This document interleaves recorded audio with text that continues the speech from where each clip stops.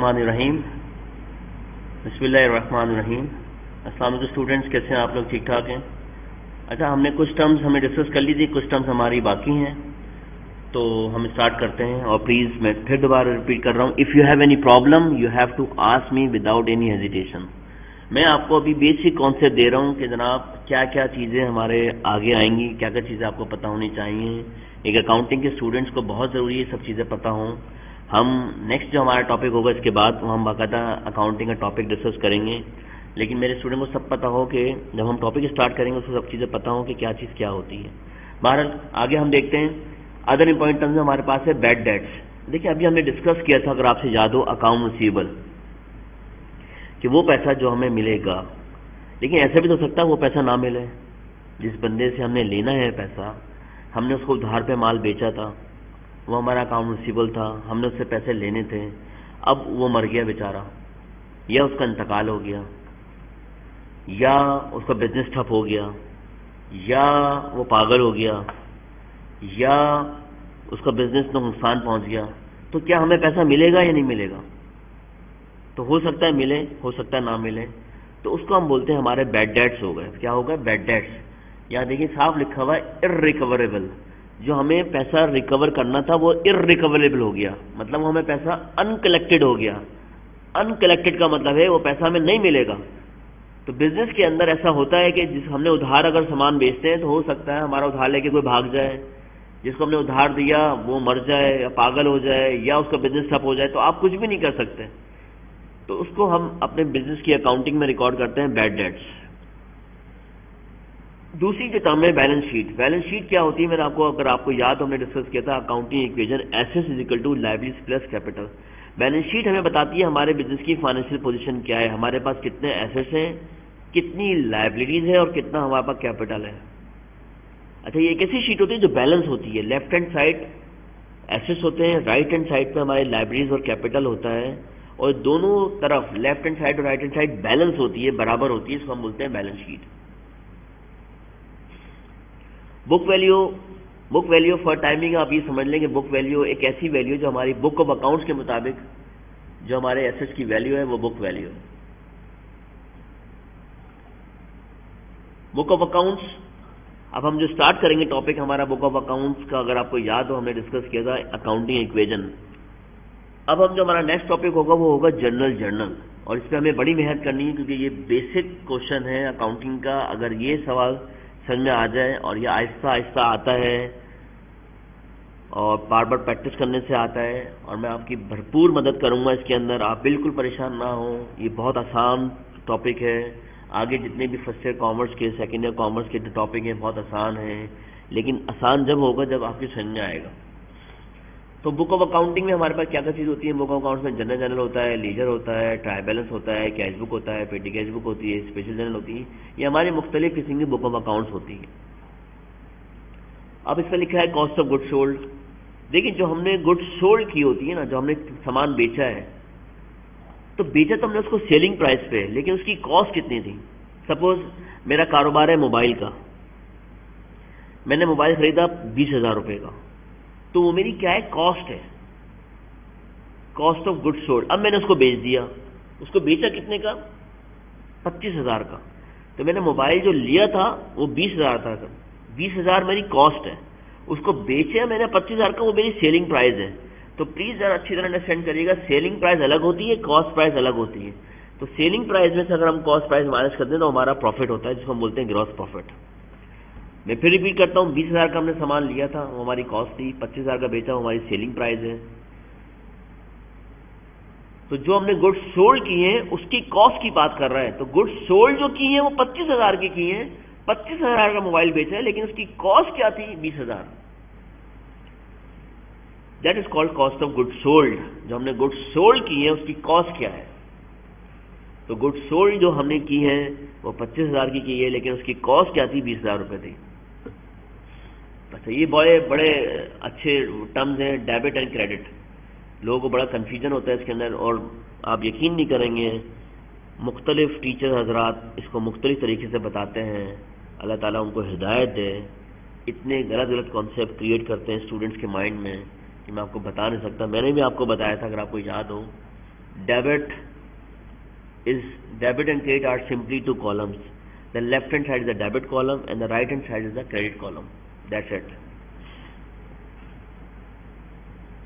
ये हम आगे डिस्कस करेंगे जनरल में, तो आपको और क्लियर हो जाएगा डेबिट और क्रेडिट होता क्या है। इसके बाकायदा रूल्स होते हैं, rules of debit and credit, वो आपको याद करने पड़ेंगे क्योंकि वरना आपको जनरल नहीं आएगी।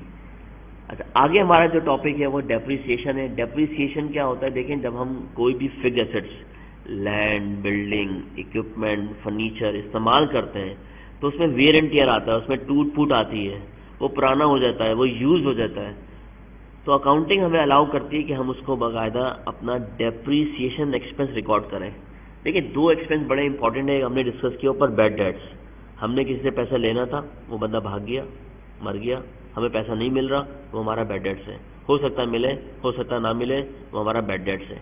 डेप्रिसिएशन क्या है, मैंने फर्नीचर लिया, मैं अपने बिजनेस में फर्नीचर इस्तेमाल कर रहा हूँ, फर्नीचर में टूट फूट हो रही है, फर्नीचर यूज हो रहा है, तो उसकी वैल्यू क्या हो रही होगी, कम हो रही होगी फर्नीचर की, तो उसको मैं क्या बोलता हूँ, डेप्रिसिएशन एक्सपेंस। ये मेरा क्या हो रहा है, डेप्रिशिएट हो रहा है, इसकी वैल्यू डाउन हो रही है, डिक्रीज हो रही है। एक और चीज बड़ी इंपॉर्टेंट है, एंटिटी। एंटिटी मैंने आपको क्लास में बताया था, अगर आपको याद हो, एंटिटी कोई भी एक अलग से सेपरेट बॉडी होती है जिसको हम बोलते हैं एंटिटी। सपोज आपका बिजनेस जो है ना, वो आपकी एंटिटी है, और एंटिटी क्या कर रही होती है, मुख्तलिफ किस्म की इकोनॉमिक एक्टिविटीज कर रही होती है। इसके अंदर अगर आप अकेले काम कर रहे हैं तो वो सोल पार्टनरशिप है, अगर आप मिल के काम कर रहे हैं तो पार्टनरशिप है, अगर आपकी कंपनी है तो वो कॉर्पोरेशन है। तो एंटिटी की बाकायदा एक लीगल एंटिटी होती है और एक नॉन लीगल एंटिटी होती है। एंटिटी कोई भी चीज जिसकी एक इंडिविजुअल हैसियत हो कोई। अगर आपको एंटिटी का मतलब नहीं भी समझ में आया तो बहुत आसान सा तरीका है, आप इसको गूगल पे देखें, एंटिटी को क्या बोलते हैं, कोई भी एक जिसका कोई वजूद हो उसको हम बोलते हैं एंटिटी। एंट्री क्या होती है, देखिए एंट्री अलग चीज है, एंटिटी अलग है। एंट्री का मतलब जब भी कोई ट्रांजेक्शन होंगी तो हम उसको बुक ऑफ अकाउंट्स में एंटर करेंगे, हम उसको रिकॉर्ड करेंगे, तो उसको हम बोलते हैं एंट्री। अब लोग एंट्री बनाते हैं, लोगों को ये नहीं पता एंट्री होती क्या है, इतना अजीब सी बात है। एंट्री का मतलब है कि आप जो भी बिजनेस में ट्रांजेक्शन हुई है, आप उसको बुक ऑफ अकाउंट्स में एंटर कर रहे हो, आप उसको बुक ऑफ अकाउंट्स में रिकॉर्ड कर रहे हो। उस रिकॉर्ड करने का मतलब क्या है कि आप अपनी बुक में उसको एंटर कर रहे हो, रिकॉर्ड कर रहे हो, तो उसको हम बोलते हैं एंट्री। एक और टर्म हमारे पास है इंसॉल्वेंट। इंसॉल्वेंट का मतलब है, मैंने आपको अभी बताया, अगर आप बिजनेस कर रहे हैं, खुदा ना खास्ता आपका बिजनेस ठप हो जाए, आपके पास पैसे ही नहीं है कि आप अपनी लायबिलिटीज पे कर सको, आपको loss loss loss loss loss business हुए जा रहा है, आपके ऊपर कर्जा चढ़ा हुआ है, कोई आप पे ही नहीं कर पा रहे, तो आप क्या कराओगे, इंसॉल्वेंट हो जाओगे, आपका दिवालिया हो जाएगा, आप बैंकरप्ट हो जाओगे। बैंकरप्सी क्या होती है, बैंकरप्ट क्या मतलब, आपके पास कर्जा चढ़ा हुआ है, आपके पास पैसे ही नहीं है पे करने के, इसको बोलते हैं इंसॉल्वेंसी। दिवालिया हो जाएगा आपका। दिवालिया का मतलब खुदा ना खास्ता आप मर नहीं जाओगे, दिवालिया का मतलब है आपका बिजनेस ठप हो जाएगा, आपका बिजनेस में लॉस हुए जा रहे हैं, तो आपके ऊपर जो कर्जा है वो आप नहीं उतार सकते, तो आप इंसॉल्वेंट हो जाओगे। इंसॉल्वेंट का मतलब है बैंकरप्ट हो जाओगे, जिसको हम बोलते हैं नाम आसानी से कि जनाब दिवालिया हो गया इनका। दिवालिया का मतलब क्या है, आपका सब बिजनेस बंद हो जाएगा क्योंकि आपके पास कर्जा उतारने के लिए पैसे नहीं है। ये साफ लिखा हुआ है, where he is unable to pay the debts. Debts क्या बोलते हैं, उधार को, कि आपके पास कर्जा चढ़ा हुआ है, आप इस काबिल नहीं रहे कि आप पे कर सको। अच्छा, प्रोप्राइटर कौन होता है, जो बिजनेस का मालिक होता है भाई, उसको बोलते हैं proprietor. A person who own a business, जो बिजनेस का मालिक होता है उसको क्या बोलते हैं, प्रोप्राइटर। अब आप एक मालिक हो तो हम बोलेंगे सोल प्रोप्राइटर। अच्छा, नेक्स्ट जो टर्म है हमारी रिबेट है। रिबेट का मतलब क्या है, देखें बाज़ औक़ात क्या होता है कि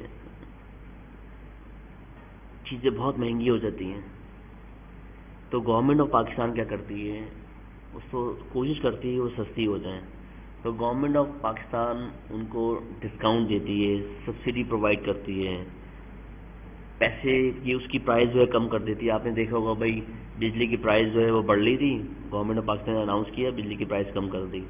पेट्रोल महंगा करा था, महंगा कर दोबारा रिबेट दे दिया, सस्ती कर दी थोड़े दिनों के लिए। तो ये क्या बोलते हैं, it is a reduction in the price. हम अपनी प्राइस को क्या कर देते हैं, रिड्यूस कर देते हैं।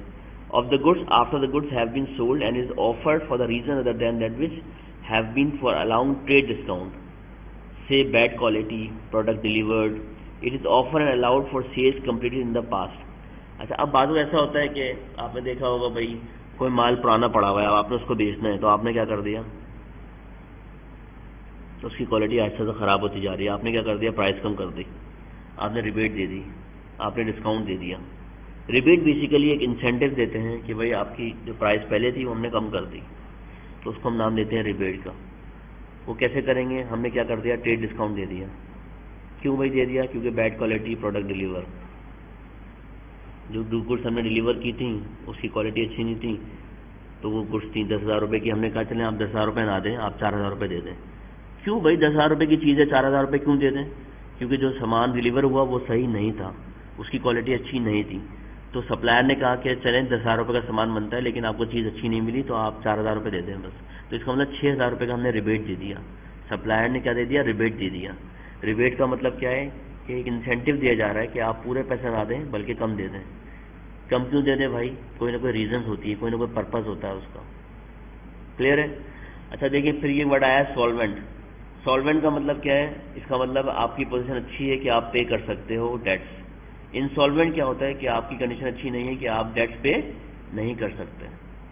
फिर रिपीट कर रहा हूँ मैं, सॉल्वेंट का मतलब क्या है, you are in a good position to pay your debts, कि आप अपनी लाइबिलिटीज पे कर सकते हो। लेकिन इंसॉल्वेंट का मतलब क्या है, आप एक ऐसी हालत में आ गए कि आप अपनी लाइबिलिटीज पे नहीं कर सकते। Okay guys, this is the end of the basic terms. ये हमने बेसिक टर्म डिस्कस करी हैं अकाउंटिंग के अंदर। सेल्स क्या होता है, परचेज क्या होता है, क्रेडिट ट्रांजेक्शंस क्या होती हैं, और कैश ट्रांजेक्शंस क्या होती हैं, कैपिटल क्या होता है, करंट एसेट्स क्या होते हैं, करंट लायबिलिटी क्या होती हैं। तो प्लीज़ आपने इसको अच्छी तरह सुनना है। नेक्स्ट टाइम कुछ ही घंटों बाद और कुछ ही एक दिन बाद मैं आपको एक नया सवाल डिस्कस करूँगा जिसका नाम होगा जनरल। लेकिन उससे पहले मैं कुछ आपको हैंड आउट दूंगा, आपने उसको अच्छी तरह याद करना है। उसमें rules of debit and credit होगा कि हमारे एसेट्स अगर बढ़ेंगे तो क्या होगा, कहाँ रिकॉर्ड करेंगे, लायबिलिटी अगर बढ़ेगी तो कहाँ रिकॉर्ड करेंगे। तो आपने याद करने में, आपको बाकायदा याद करने का तरीका भी सिखाऊंगा। तो ये हमारे बेसिक टर्म्स हमने डिस्कस कर लिए हैं, तो इसको आप सिर्फ देख लीजिएगा, गो थ्रू कर लीजिएगा। कोई प्रॉब्लम हो तो आपने दोबारा पूछ लीजिएगा, घबराना नहीं है, बहुत आसान है। नहीं पूछेंगे तो फिर समझ में नहीं आएगा, पूछेंगे तो आपको लाजमी समझ में आएगा। तो आपने लाजमी पूछना है।